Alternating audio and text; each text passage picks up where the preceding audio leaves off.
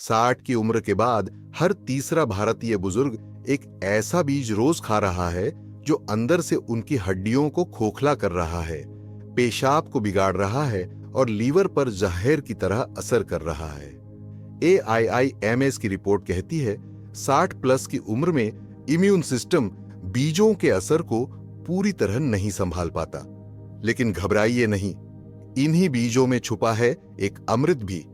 आज की वीडियो में मैं डॉक्टर अनिल वर्मा बताऊंगा कि कौन से 4 बीज तुरंत बंद कर देने चाहिए और कौन से 4 बीज आपको दिन दिन जवान बना सकते हैं। मैं डॉक्टर अनिल वर्मा पिछले 32 साल से वरिष्ठ नागरिकों की जीवन शैली, खान पान और आयुर्वेदिक जीवन शैली पर काम कर रहा हूं।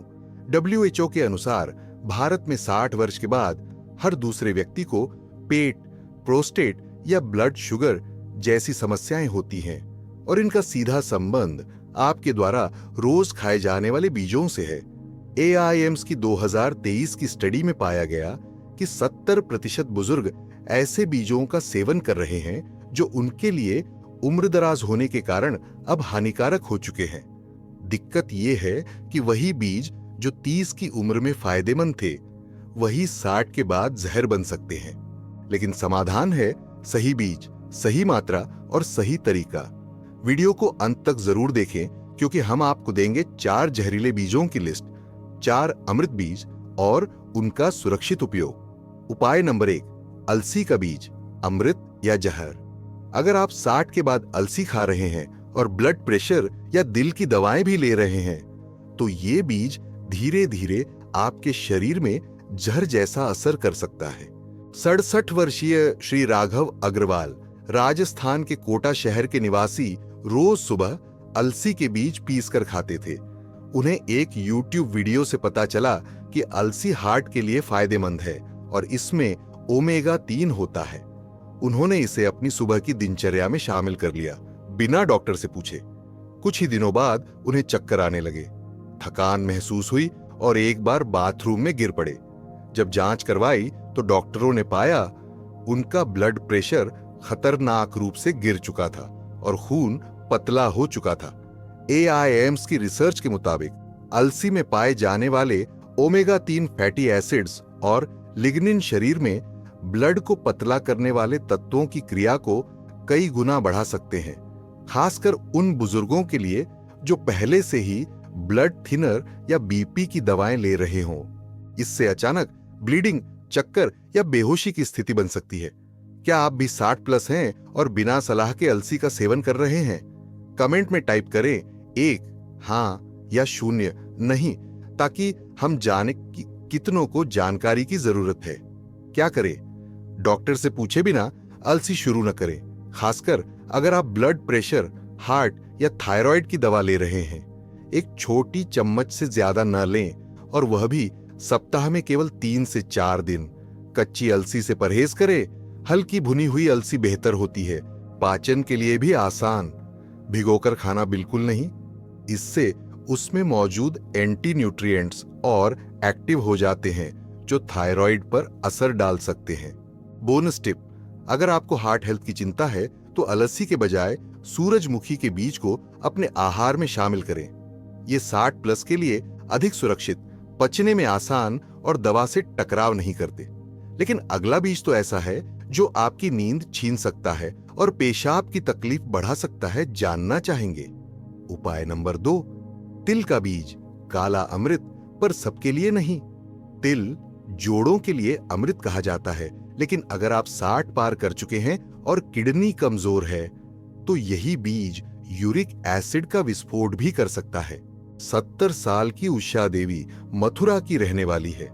ठंड के मौसम में उन्होंने रोजाना सुबह तिल और गुड़ खाना शुरू किया क्योंकि पंडित जी ने कहा था कि इससे जोड़ मजबूत होते हैं।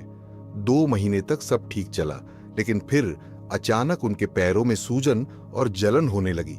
चलना फिरना मुश्किल हो गया और जब जांच करवाई तो यूरिक एसिड 9.4 निकला, जो कि सामान्य से लगभग 2 गुना था। डॉक्टर ने तुरंत तिल और गुड़ बंद करने को कहा और बताया कि उम्र के साथ शरीर तिल जैसे बीजों को पूरी तरह पचा नहीं पाता। AIIMS दिल्ली के अनुसार तिल में पाया जाने वाला ऑक्सलेट और फाइटिक एसिड यूरिक एसिड को बढ़ावा दे सकता है, खासकर उन लोगों में जिनकी किडनी की कार्यक्षमता उम्र के साथ घट चुकी हो। साथ ही जरूरत से ज्यादा मात्रा में तिल का सेवन शरीर में प्यूरिन मेटाबॉलिज्म को भी बिगाड़ देता है, जिससे यूरिक एसिड बढ़ता है। क्या आप भी सर्दियों में तिल और गुड़ को बिना रुके खाते हैं, बिना कोई जांच करवाए? कमेंट में टाइप करें 1 हां या 0 नहीं, ताकि हम जाने कितनों को सही जानकारी का लाभ हुआ। क्या करें? मात्रा सीमित रखें। तिल को हफ्ते में सिर्फ 2 से 3 बार लें, और वह भी एक छोटी चम्मच से ज्यादा न हो। गुड़ के साथ न लें। तिल और गुड़ दोनों ही गर्म तासीर के होते हैं, मिलकर यूरिक एसिड और पेट की गर्मी बढ़ा सकते हैं। गुनगुने पानी या छाछ के साथ ले। इससे पाचन आसान होता है और ऑक्सलेट का असर कम होता है। किडनी, गठिया या यूरिक एसिड के मरीज तिल से दूरी बनाएं। इस उम्र में बीजों की पाचन शक्ति कम हो जाती है। बोनस टिप: अगर आपको हड्डियों और जोड़ों की ताकत चाहिए तो काले तिल की जगह सफेद तिल चुनें, लेकिन वही सीमित मात्रा में, और सर्दियों में उसे गर्म घी में सेक कर खाएं, जो पाचन को आसान बनाए। अब जानिए अगला बीज जो आपके लीवर को धीरे धीरे सूखा बना सकता है और आपकी नींद तक छीन सकता है। उपाय नंबर 3: कद्दू के बीज, नींद का दुश्मन। अगर आप रात को सोने से पहले कद्दू के बीज खाते हैं तो ये बीज आपकी गहरी नींद छीन सकता है और पेशाब की तकलीफ को बढ़ा सकता है। 66 साल के बलदेव सिंह जी लुधियाना के एक रिटायर्ड शिक्षक हैं। उन्होंने टीवी पर एक हेल्थ शो में देखा कि कद्दू के बीज प्रोस्टेट के लिए रामबाण है। उन्हें पेशाब रुक रुक कर आने की समस्या थी, तो उन्होंने रात में एक मुट्ठी कद्दू के बीज खाना शुरू किया। पहले 2 दिन तो ठीक लगा, लेकिन तीसरे दिन से उनकी नींद उखड़ने लगी। रात में बार बार बाथरूम जाने की जरूरत पड़ने लगी। नींद आधी रह गई। दिन भर थकावट और चिड़चिड़ापन बढ़ने लगा। डॉक्टर ने बताया बीजों का समय और मात्रा दोनों गलत थी। कद्दू के बीज में जिंक, मैग्नीशियम और ट्रिप्टोफान होता है, जो प्रोस्टेट के लिए अच्छा है। लेकिन WHO की 2022 की रिपोर्ट के अनुसार ज्यादा मात्रा में इनका सेवन मेलाटोनिन हार्मोन के नेचुरल साइकिल को बाधित कर सकता है। साथ ही यह मूत्राशय पर दबाव डालकर पेशाब की आवृत्ति को बढ़ा सकता है, खासकर उम्रदराज पुरुषों में। क्या आप भी कद्दू के बीज रात को सोने से पहले खाते हैं, ये सोचकर कि यह प्रोस्टेट के लिए अच्छा है? कमेंट में अभी टाइप करें 1 हां या 0 नहीं, ताकि हम जानें आप कितनी जानकारी से सचेत हैं। क्या करें? बीजों को सुबह या दोपहर में खाएं ताकि नींद पर असर न पड़े। 1 चम्मच से अधिक न लें, क्योंकि 60+ उम्र में पाचन धीमा हो जाता है। भुने हुए और बिना नमक, शक्कर वाले बीज चुनें, ताकि हाई बीपी और शुगर का खतरा न हो। सोने से कम 5 से 6 घंटे पहले तक खा लें, ताकि मूत्राशय पर दबाव न पड़े। अगर प्रोस्टेट की सूजन ज्यादा हो तो डॉक्टर की सलाह के बिना बीज न लें। बोनस टिप: रात में हल्दी और गर्म दूध का मिश्रण प्रोस्टेट की सूजन और नींद दोनों के लिए सुरक्षित और असरदार है, खासकर 60+ उम्र के पुरुषों में। लेकिन अगला बीज तो डायबिटीज के रोगियों के लिए छुपा हुआ जहर बन सकता है और शुगर को 50 तक गिरा सकता है। Myth versus fact. मिथ: सारे बीज स्वास्थ्यवर्धक होते हैं, कोई नुकसान नहीं होता। फैक्ट: WHO 2022 के अनुसार 60+ उम्र के 52% बीज खाने वाले वरिष्ठों को गैस, यूरिक एसिड या नींद की समस्या होती है। कमेंट में मिथ या फैक्ट टाइप करें। उपाय नंबर 4: सब्जा बीज। अमृत की तरह दिखता है, पर डायबिटिक के लिए छुपा जहर। अगर आप डायबिटीज के मरीज हैं और सब्जा बीज को सेहत का अमृत मानकर पी रहे हैं, तो ये बीज अचानक आपकी शुगर गिरा सकता है और बेहोशी का कारण बन सकता है। 69 वर्षीय सुशीला देवी नागपुर की रहने वाली है। उन्होंने एक पड़ोसी से सुना कि गर्मियों में नींबू पानी में सब्जा डालकर पीना फायदेमंद होता है, ठंडक मिलती है और वजन भी घटता है। उन्होंने इसे अपनी दिनचर्या में शामिल कर लिया। रोज दोपहर को 1 गिलास नींबू पानी में 2 चम्मच सब्जा डालती और पीती। 3 दिन बाद उन्हें अचानक चक्कर आने लगे, हाथ पैर ठंडे पड़ने लगे और कंपी शुरू हो गई। घर वालों ने तुरंत शुगर चेक किया, 54। डॉक्टर ने बताया कि सब्जा ने उनकी दवा के साथ मिलकर शुगर खतरनाक स्तर तक गिरा दी। सब्जा बीज में घुलनशील फाइबर और फ्लावोनॉइड्स होते हैं जो कार्बोहाइड्रेट के अवशोषण को धीमा करते हैं। यह प्रक्रिया ब्लड शुगर को धीरे धीरे गिराने में सहायक होती है, जो सामान्य लोगों के लिए फायदेमंद हो सकती है। लेकिन WHO की 2022 की रिपोर्ट के अनुसार डायबिटिक मरीजों के लिए यह गिरावट अचानक और खतरनाक हो सकती है, विशेष रूप से तब जब वे पहले से दवाइयां या इंसुलिन ले रहे हों। क्या आप डायबिटीज के बावजूद रोज सब्जा बीज पीते हैं बिना किसी डॉक्टर की सलाह के? तो टाइप करें 1 हां या 0 नहीं, ताकि हम जानें कितनों को इस जानकारी से बचाव मिल सकता है। क्या करें? डायबिटिक हैं तो सब्जा बीज डॉक्टर की सलाह से ही लें, क्योंकि ये आपकी दवाओं के साथ प्रतिक्रिया कर सकता है। दिन में सिर्फ 1 चम्मच से शुरू करें और वो भी 2 से 3 दिन में एक बार। मीठे पेय जैसे नींबू शरबत या चीनी वाला दूध में न मिलाएं, बल्कि सादा छाछ या नारियल पानी बेहतर विकल्प है। दवाओं और सब्जा के सेवन में कम से कम 2 घंटे का अंतर रखें, ताकि दोनों का असर टकराए नहीं। लो शुगर के लक्षण पहचानें। अगर सब्जा लेने के बाद चक्कर, पसीना या घबराहट हो तो तुरंत शहद या ग्लूकोज लें। बोनस टिप: अगर आप ब्लड शुगर कंट्रोल के लिए कुछ लेना चाहते हैं तो भुना चना, मेथी दाना पानी या करेले का रस जैसे पारंपरिक विकल्प कहीं अधिक सुरक्षित है, खासकर 60+ डायबिटिक के लिए। अब जानिए वो 4 बीज जिन्हें सही तरीके से अपनाएं तो 60 के बाद भी शरीर को नई जान, शक्ति और स्फूर्ति मिल सकती है। उपाय नंबर 5: चिया बीज बुजुर्गों का शांत सिपाही या दिखावटी ट्रेंड।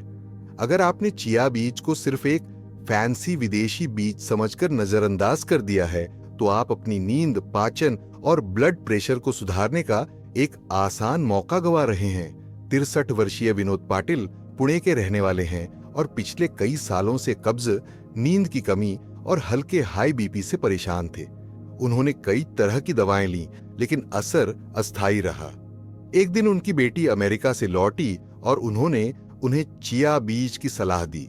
विनोद जी ने शुरुआत में संकोच किया, पर धीरे धीरे इसे अपनी सुबह की दिनचर्या में शामिल कर लिया, भिगोकर खाली पेट। 3 हफ्तों में उन्हें फर्क महसूस हुआ। नींद बेहतर, पेट साफ और बीपी भी सामान्य स्तर पर आने लगा। चिया बीज ओमेगा 3 फैटी एसिड, फाइबर और एंटीऑक्सीडेंट्स का समृद्ध स्रोत है। ये तीनों ही बुजुर्गों के लिए बेहद लाभकारी माने जाते हैं। AIIMS की रिपोर्ट 2021 बताती है कि 60+ उम्र के लोगों में चिया बीज के नियमित सेवन से कब्ज 41% तक कम हुआ और नींद की गुणवत्ता में 33% सुधार पाया गया। साथ ही इसका high fibre content blood sugar और ब्लड प्रेशर को स्थिर रखने में मदद करता है।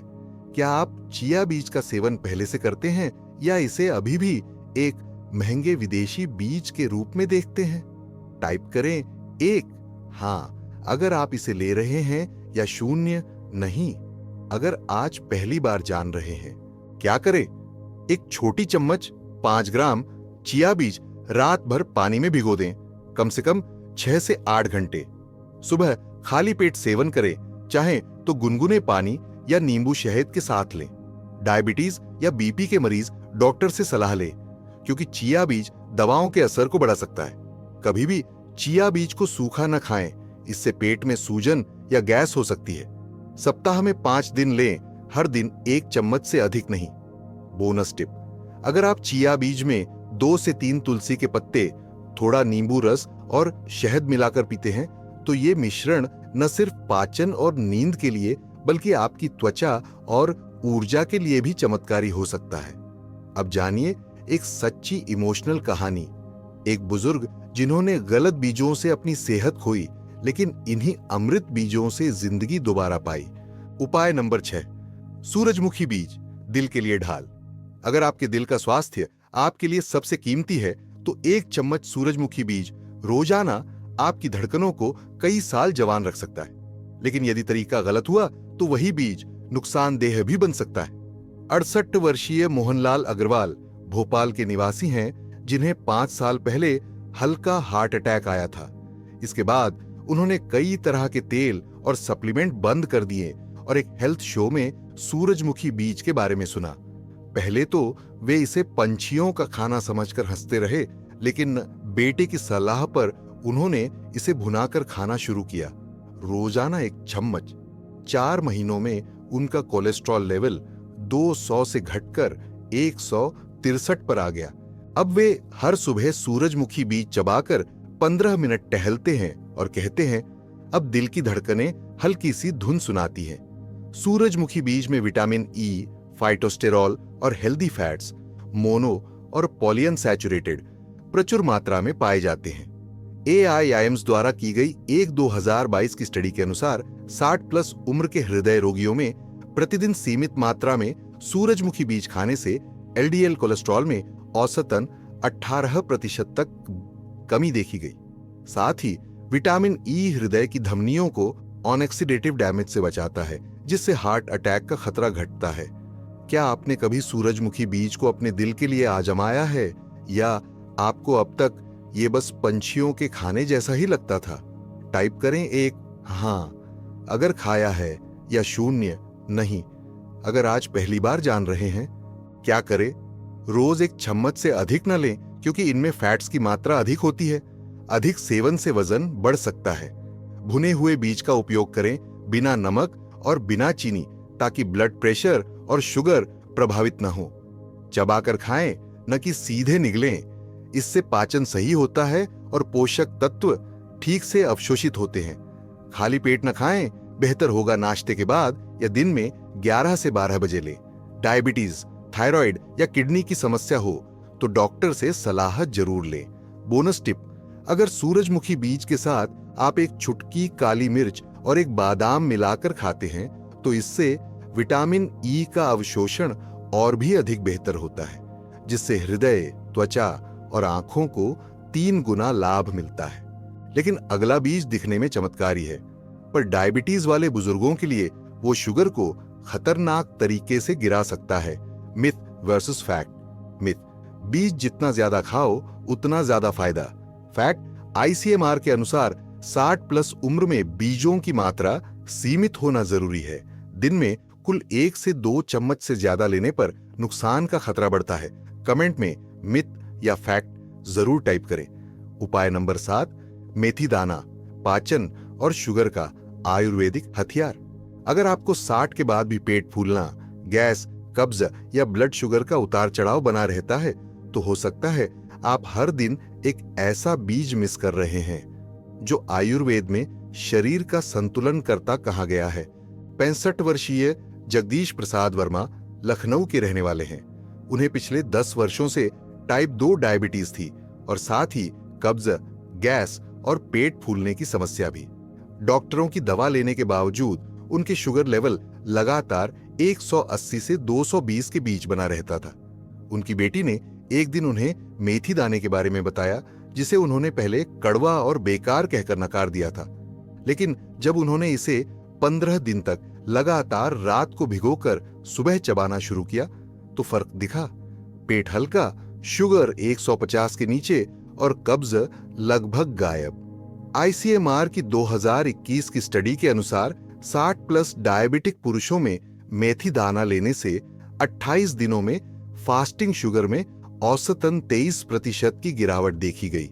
मेथी में ग्लूकोमनन नामक फाइबर होता है जो शुगर के अवशोषण को धीमा करता है और आंतों की सफाई में मदद करता है। साथ ही इसके अल्कलॉइड्स गैस, अपच और पेट के भारीपन को प्राकृतिक रूप से कम करते हैं।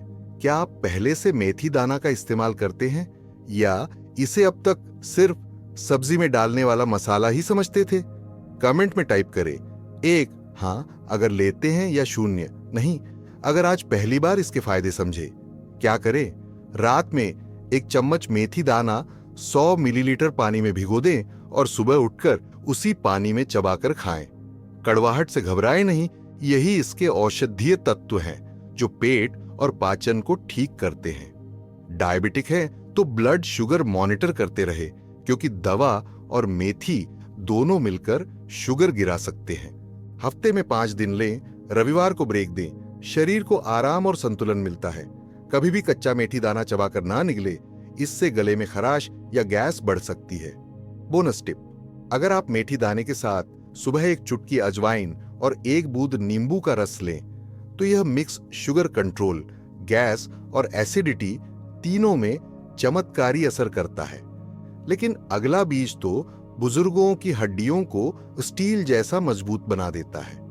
जानिए कौन है वो काला बीज जो आयुर्वेद में कैल्शियम का खजाना माना गया है। उपाय नंबर 8, काले तिल, हड्डियों का हथियार। अगर 60 की उम्र के बाद आपकी हड्डियां हर मौसम में चटकने लगी हैं, जोड़ों में अकड़न बढ़ गई है, तो इसका मतलब है कि आपकी हड्डियों को अंदर से पोषण नहीं, सिर्फ दर्द मिल रहा है। और शायद आप काले तिल से अब तक दूर हैं। 70 वर्षीय शारदा देवी दिल्ली के द्वारका की निवासी हैं। पिछले साल सर्दियों में नहाते समय फिसल गईं और कूल्हे की हड्डी टूट गई। डॉक्टरों ने बताया बोन डेंसिटी बहुत कम हो चुकी है, विटामिन डी और कैल्शियम की भारी कमी है। उन्होंने पूछा, क्या आप तिल, बादाम या खजूर जैसे प्राकृतिक स्रोत लेती हैं? जवाब था, नहीं, कभी ध्यान ही नहीं दिया। रिकवरी के दौरान एक आयुर्वेदिक डॉक्टर ने उन्हें काले तिल की सलाह दी, भुने हुए गर्म मूंगफली और गुड़ के साथ। 6 महीने में उनकी ताकत और जोड़ों की स्थिरता इतनी बेहतर हो गई कि अब वे बिना सहारे सीढ़ियां चढ़ जाती हैं।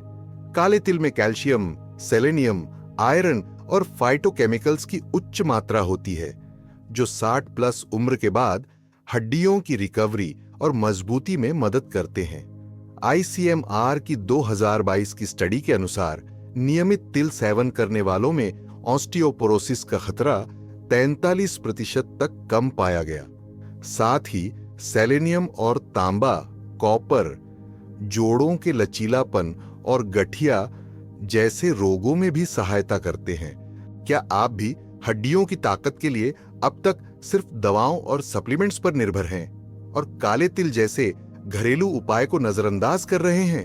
कमेंट में अभी टाइप करें 1 हां या 0 नहीं, ताकि हमें पता चले कौन जागरूक है और कौन अब जागने वाला है। क्या करें?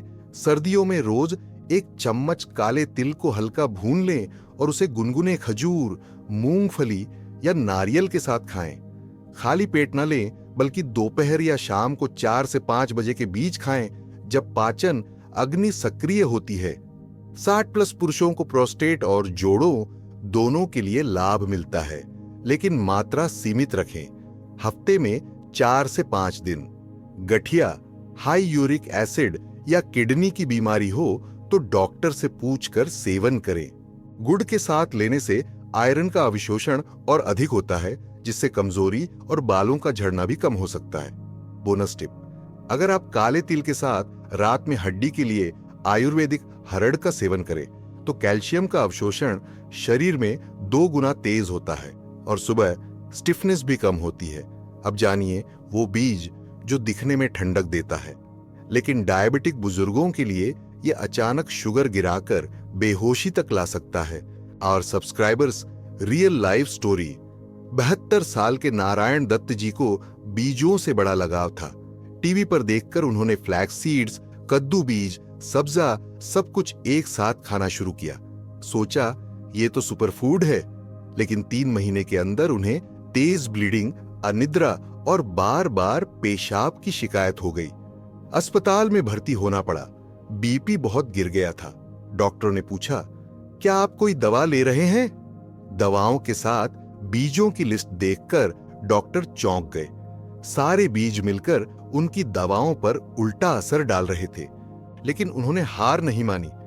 वापसी की शुरुआत हुई सही जानकारी से। उन्होंने मेरी बताई हुई 4 अमृत बीज और मात्रा अपनाई। आज वे सुबह सूरजमुखी बीज चबाते हैं, शाम को मेथी दाना लेते हैं, नींद भी आने लगी, पाचन भी दुरुस्त। उनकी कहानी हमें सिखाती है बीजों का सही चयन और मात्रा ही जीवन बचाता है। तो साथियों, आज आपने जाना कि 60 की उम्र के बाद बीज सेहत का वरदान भी बन सकते हैं और जहर भी।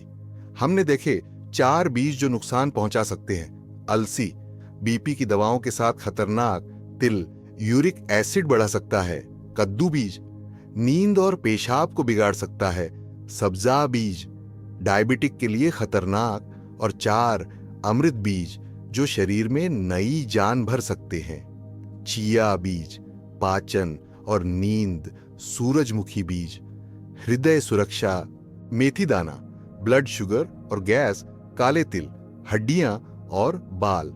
अब निर्णय आपके हाथ में है, अंधाधुंध बीज खाना है या समझदारी से अमृत चुनना है।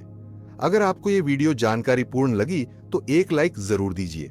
कमेंट में बताइए आप कौन सा बीज सबसे ज्यादा इस्तेमाल करते हैं। और हाँ, ऐसी और 60+ हेल्थ सीक्रेट्स जानने के लिए चैनल को जरूर सब्सक्राइब करें। आपका शरीर आपका मंदिर है। सही जानकारी, सही आदत और थोड़ा संयम, और आप फिर से महसूस कर सकते हैं अपनी जवानी की ताकत। मिलते हैं अगली वीडियो में। तब तक स्वस्थ रहिए, सक्रिय रहिए। डॉक्टर अनिल वर्मा।